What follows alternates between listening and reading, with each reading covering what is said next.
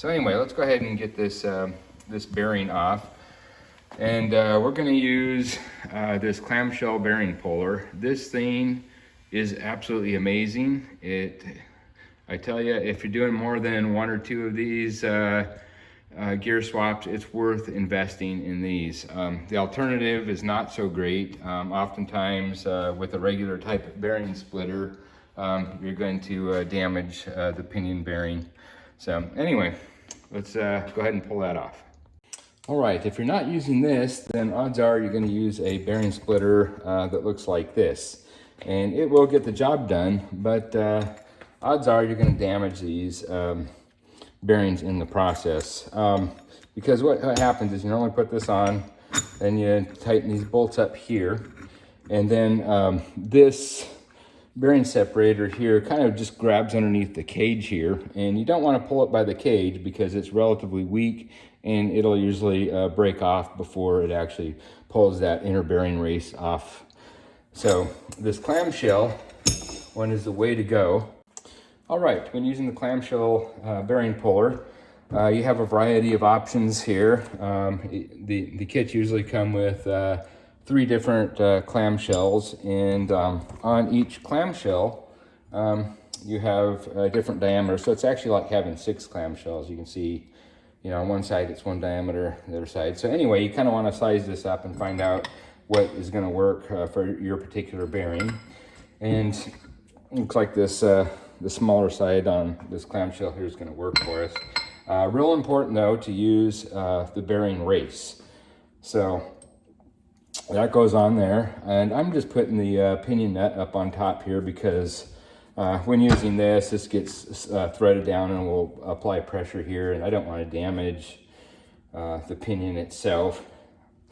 So anyway, so get that on there, then put this over, back the top nut off here until this sits flat on here, and then we can put the clamshell around like so, just to kind of show you how this works here. And these rings here will move up and down. So basically you want to bottom this bottom one out so it's actually hitting the bearing race. So let's do that. Okay, so we'll move this down until it starts to hit. Okay, and then we'll put the clamshell on. Actually, move this down first. So put the clamshell on, and then we'll move this one up to where it touches the top part of the clamshell. So basically what it's doing is sandwiching the bearing and the race together, and we'll pull it off as one unit. And this is the reason you can grab underneath the cage and not destroy it, because it's actually really pushing up against the bearing race. So anyway, put on the other half. Pop it on here just a little bit. Okay, and then you have a little keeper ring here. Slide that over, and then thread it down. And then on top, you need to get a big socket. This is a 1.5 inch. It'll fit the top of this, and then I'll get my impact, and we'll just start impacting this down, and it should just pull the bearing off. So let's give that a shot. All right, let's go ahead and just impact it off now.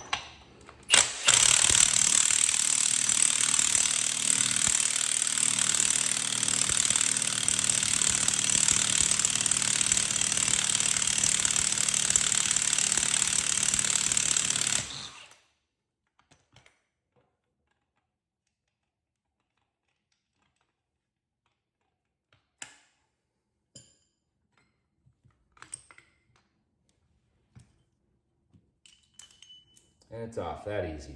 Now underneath, here's your shim. So we want to measure that and make sure that we transfer this shim over to the new pinion.